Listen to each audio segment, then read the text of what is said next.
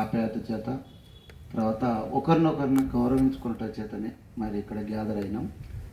మరి ముఖ్యంగా నేను నా జీవితంలో మీ అంతగా ఒకరిని ఒకరు ఇష్టపడేటువంటి బ్యాచ్ని నేనైతే చూడలేదు.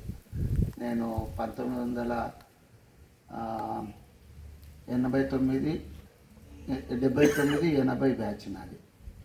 నా తర్వాత మీరు 7 సంవత్సరాల తర్వాత మీరు 10th క్లాస్ బ్యాచ్. నేను 79, 80 బ్యాచ్. సో నేను మహబూబ్ నగర్ వనపర్తి మిషన్ కాంపౌండ్లో చదువుకున్నాను. మరి అక్కడ కూడా ఇదే వాతావరణం ఉంటుంది. అక్కడ ఒకటి బైబిల్ కాలేజ్ లేదు కానీ హాస్పిటల్ ఉంటుంది. ఇక్కడ హాస్పిటల్ లేదు, ఆడ హాస్పిటల్ ఉంటుంది. ఉండొచ్చు, నాకు తెలియదు. కాకపోతే చాలా పెద్ద హాస్పిటల్ అది. ఇక్కడ ప్యాలెస్ ఉంది, దొరల ప్యాలెస్ ఉంది. అక్కడ కూడా పెద్ద ప్యాలెస్ ఉంది. ఇక్కడ జాగా ఎంత ఉందో దానికంటే కొద్దిగా ఎక్కువ అని అక్కడ ఉంటుంది. సో ఎందుకు దీన్ని నేను కంపారిజన్ చేస్తున్నానంటే, ఇదే వాతావరణంలో నేను అక్కడ చదువుకున్నా. కానీ మీరు ఏదైతే ఈ గెట్ టుగెదర్ ప్రోగ్రామ్ చేసుకుంటున్నారో ఆ ఆప్యాయత మాలోనే లేదు. మేము టీచర్స్ ఉన్నారు, ఇందాక మేడం చెప్పినట్లు వేరే దేశాల్లో పోయిన వాళ్ళు ఉన్నారు, మంచి పొజిషన్లో వ్యాపారస్తులు కూడా ఉన్నారు. మా క్లాస్మేట్స్ 42 మంది క్లాస్లో ఉండేది. కానీ వాళ్ళు ఎప్పుడు వాళ్ళు కలుసుకుందామన్నా మంచిది అంటారు కానీ ఎవరు కలవరు.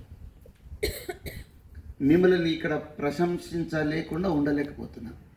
లాస్ట్ టైం కూడా చెప్పిన, నా వీక్నెస్ ఏదైతే ఉందో, అంటే మా క్లాస్మేట్స్ వాళ్ళ వీక్నెస్ ఏదైతే ఉందో అది నేను ఇక్కడ షేర్ చేసుకుంటాను. ఎందుకంటే ఇంక ఇది మీకు ప్రోత్సాహకరంగా ఉండాలని ఆశపడుతున్నా. ఎందుకంటే పెళ్ళిళ్ళైనా, ఏదైనా శుభకార్యాలైనా, చావులైనా, ఏదైనా మీరు కలుసుకుంటారు. సో చుట్టాలకు ఎంతవరకు మనం చుట్టాలతో ఉంటున్నామో, రక్త సంబంధులతో ఉంటున్నామో, కానీ క్లాస్మేట్స్ తోటి అయితే మీరు ఉంటున్నారు. మిమ్మల్ని చూసి మీకన్నా సీనియర్లు, మీకన్నా జూనియర్లు కూడా అసూయపడుతున్నారని నేను అనుకుంటున్నాను. ఎందుకు అనంటే, నేను ఇక్కడే పనిచేసిన, సబ్ ఇన్స్పెక్టర్గా పనిచేసినాను, కానిస్టేబుల్ కూడా పనిచేసిన. ఇక్కడ నేను కానిస్టేబుల్గా 99 నుంచి 2004 వరకు పనిచేసిన, 5 years ఇక్కడ ఇదే శంషాబాద్ ఓల్డ్ పోలీస్ స్టేషన్లో. తర్వాత మొన్న ఈ మధ్య కాలంలో 93 నుంచి 2022 నుంచి 2024 ఆగస్టు వరకు నేను పనిచేసిన ఎస్ఐగా.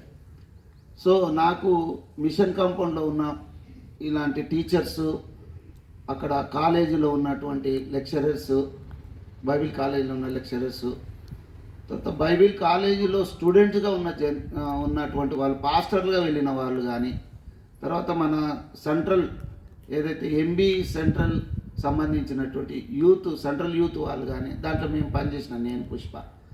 సో ఇట్లా ఉన్న వాళ్ళందరూ కూడా నాకు పరిచయము. మరి ఇంతమందిని ఇంత పరిచయం ఉండి ఈ విధమైనటువంటి గెట్ టుగెదర్ ప్రోగ్రాము మరి మీరు జస్ట్ 2 daysలో మీరు ఫామ్ అయ్యిండు. అంటే ఈసారి నేను కొన్ని సంవత్సరాల నుంచి ప్రయత్నిస్తున్నా, ఇప్పటి వరకు మేము కలుసుకోలేదు. కొన్ని సంవత్సరాల నుంచి ప్రయత్నం చేస్తున్నా, మేము ఇప్పటి వరకు కలుసుకోలేదు. నా బాధ అంతా ఏంటంటే, మేము అందరం కలుసుకొని ఇలాగ టీచర్స్ వాళ్ళ రుణం తీసుకోవడానికి, వాళ్ళని గౌరవించడానికి, వాళ్ళని ఆశీర్వాదం తీసుకోవడానికి నా ప్రయత్నం. మనం ఎదిగినామంటే, ఒక స్థాయిలో బతుకుతున్నామంటే, వాళ్లకు డబ్బులు ఇచ్చినా, విలువగల వస్తువులు ఇచ్చినా దానికంటే ఎక్కువగా తృప్తి ఉంటుంది. నా పిల్లలు, నేను చదువు చెప్పిన పిల్లలు, నా స్టూడెంట్స్ ఈ స్థాయిలో ఉన్నారంటే మేము ఆ ఆనందము మేము అనుభవిస్తున్నాం. నేను పుష్ప, ఎందుకంటే మాకు స్కూళ్ళు ఉన్నాయి, 2 schools ఉన్నాయి. కాబట్టి టీచర్గా నేను పోలీసులో ఉన్నా కూడా నేను టీచర్గానే భావిస్తాను, ఎందుకంటే నేను కూడా క్లాస్ రూమ్లోకి వెళ్తాను. కాబట్టి ఆ టీచర్స్కి అంత ఆనందం ఉంటుంది. ఈ మధ్య కాలంలో ప్రభాకర్ సారు మరి దేవుని చంద్రునికి చేరుకున్నారు. ప్రభాకర్ వనపర్తిలో సిహెచ్ ప్రభాకర్ సార్ ఈడ కొద్ది రోజులు చేశాడు అనుకుంటా, చేయలేదా? అయితే ఆయన ఈ మధ్య కాలంలో ఇక్కడే మీకు టీచర్. ఎస్. సో చాలా మంచి ఇంగ్లీష్ లెక్చరర్ టీచర్ ఆయన.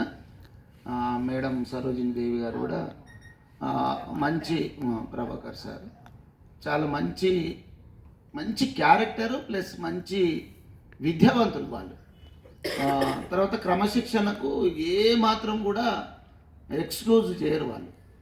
సో కాకపోతే వాళ్ళు ఉండేటువంటి ఆ స్థితిని పక్క వాళ్ళు కొంతమంది టీచర్లు కొద్దిగా అసూయపడేవాళ్ళు. నేను గ్రహించేది అప్పుడు ఆ సందర్భంలో.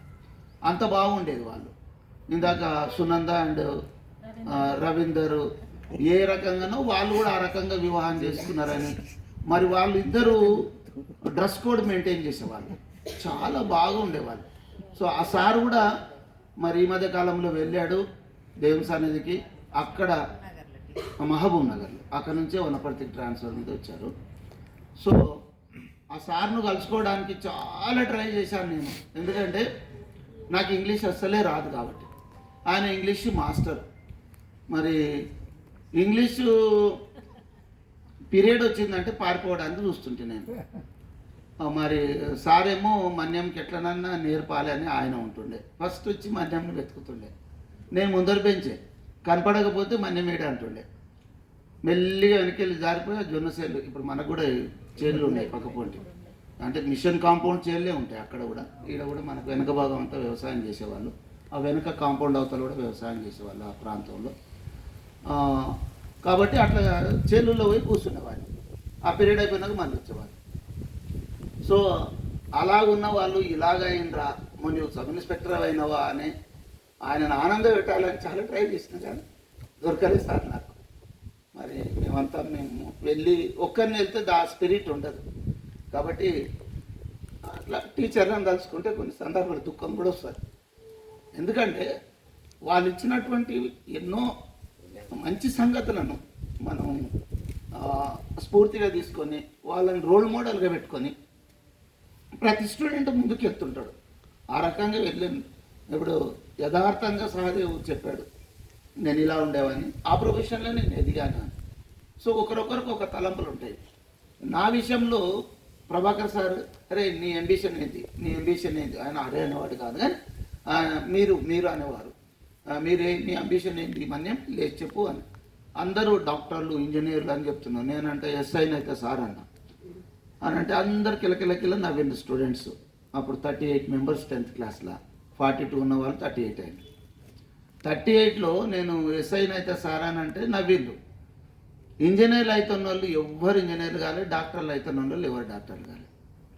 కానీ ఆ రోజు నేను అన్న పదానికి నవ్విన వాళ్ళు ఈరోజు నేను మా 10th క్లాస్ గ్రూప్లో నా యూనిఫామ్లో నా పోస్ట్లో అప్పుడప్పుడు పెడుతుంటా. సో వాళ్ళు అంటారు, అరే నువ్వు ఒక్కడో నీవు అన్న పదాన్ని నెరవేర్చుకున్నావు, మిగతా వాళ్ళం అందరం అన్నము ఆ రోజు ఏదో గంభీరత కొరకు అన్నాం కానీ మేమైతే నెరవేర్చుకోలేకపోయినాం, నువ్వైతే అన్నమాట నిలబెట్టుకున్నావు రా అని. కాబట్టి ఎవరెవరు ఏది కావాలన్నారో వాళ్ళు అయ్యిండ్రు, ఇక్కడ అయ్యిండ్రు. చాలా సంతోషం. చాలా అతీతమైంది, ఎక్కువ టైం అయింది. మనం ప్రారంభించుకోవడం కూడా ఎక్కువ టైం తర్వాతనే ప్రారంభించుకున్నాం. ఏదేమైనప్పటికీ నా ఉద్దేశం ఏంటంటే టీచర్ల పట్ల చాలా ప్రేమపూర్వకమైనటువంటి వాతావరణాన్ని ఈ రకంగా మీరు తీసుకొచ్చి కనపరుస్తున్నారు. అది తిరిగి మీరు చెల్లించేటువంటి స్థితిలో ఉన్నారు కాబట్టి చెల్లించగలిగారు. వాళ్ళు ఇచ్చినటువంటి ఆ ప్రేమ ఏదైతే ఉందో అది మీలోన పదిలపరుచుకొని దాన్ని ఉత్పత్తి చేసుకున్నారు, అంటే దాన్ని ఇంకా పెంచుకున్నారు కాబట్టి ప్రేమతో ఉండగలిగారు.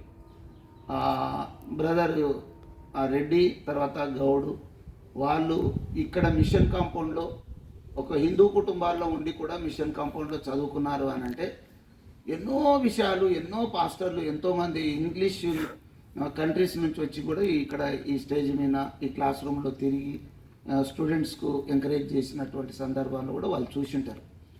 సో క్రిస్టియానిటీ అంటేనే కేవలం ప్రేమ పంచేవాళ్ళు, వాళ్ళు ప్రేమనే పంచుతారు. ఆ ప్రేమ పంచినటువంటి స్టూడెంట్స్ ఈరోజు పార్లమెంట్లో ఉన్నారు, ప్రపంచ దేశాల్లో మరి మహోన్నతమైనటువంటి వ్యాపారవేత్తలుగా ఉన్నారు. దాన్ని తిరిగి చెల్లించే స్థితిలో లేరు వాళ్ళు. తిరిగి చెల్లించే స్థితిలో లేరు. మేము పలాని ఇంగ్లీష్ వాళ్ళు లేకుంటే ఫారినర్స్ ఇక్కడ స్కూళ్ళు పెట్టి హాస్పిటల్స్ పెట్టి అవన్నీ లేని టైంలో, ఇక్కడ విద్యా వ్యవస్థ లేని సమయంలో, ఇక్కడ విద్య నేర్పించే వాళ్ళు లేని సమయంలో వాళ్ళు వచ్చి మనకు విద్య నేర్పించిన ఆ కృతజ్ఞత చూపలేనటువంటి స్థితిలో ఉన్నారు పార్లమెంట్లో కానీ ఇంకా వేరే వేరే పరిస్థితుల్లో కానీ. సో వాళ్ళు జ్ఞాపకం చేయడానికి అక్కడక్కడ కొంతమంది ఉన్నారు. ఒక పార్లమెంటియన్ నేను చెప్పే మాటలు ఇప్పుడున్నటువంటి గవర్నమెంట్, సెంట్రల్ గవర్నమెంట్ ఆ పార్లమెంటు జరిగేటప్పుడు మీరంతా అక్కడి నుండి వచ్చారు. వారి పట్ల మీరు వివక్ష చూపించుకుంటూ దాడులు చేస్తున్నారు. మీరు ఎక్కడ విద్య నేర్చుకున్నారో, ఎక్కడ మీరు ఎదుగుదలకు అవకాశము దొరికిందో దాన్ని మర్చిపోతున్నారు అని ఆయన కరాఖండిగా చెప్పాడు. ఇంకొక అతను జార్ఖండ్ నుండి వచ్చాడు, ఆయన చెప్పాడు. నేను ఈ వార్తలు బాగా చూస్తుంటాను. సో మీరైతే అలా కాదు, ఆ రెడ్డి గౌడ్ గారు కూడా అలా కాదు. వాళ్ళ కృతజ్ఞత చేత ఈ స్కూల్కు మనందరిలో ఇంతమంది క్రైస్తవుల మధ్యన వాళ్ళు రాగలిగినంటే వాళ్ళలోన ప్రేమ ఉద్భవించింది, ప్రేమ తెప్పరిల్లింది. ఆ ప్రేమ చేతనే రాగలిగినరు. సో మీరందరూ ఈ రకంగా మీరు కలుసుకుంటున్నారు.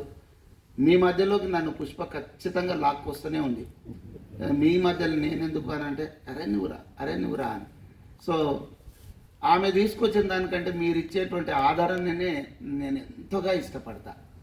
ఆమె అవసరత కొరకు ఎమ్మడొస్తే నాకు ఇంతగా తోడు ఉంటాడని పిలవచ్చునేమో, కానీ ఇక్కడికి వచ్చిన తర్వాత మీరు చూపే ఆదరణ దాని కొరకే నేను పరిగెత్తుకొని వస్తాను. నాకు అసలు సమయమే దొరకదు, పోలీసులు అసలే దొరకదు.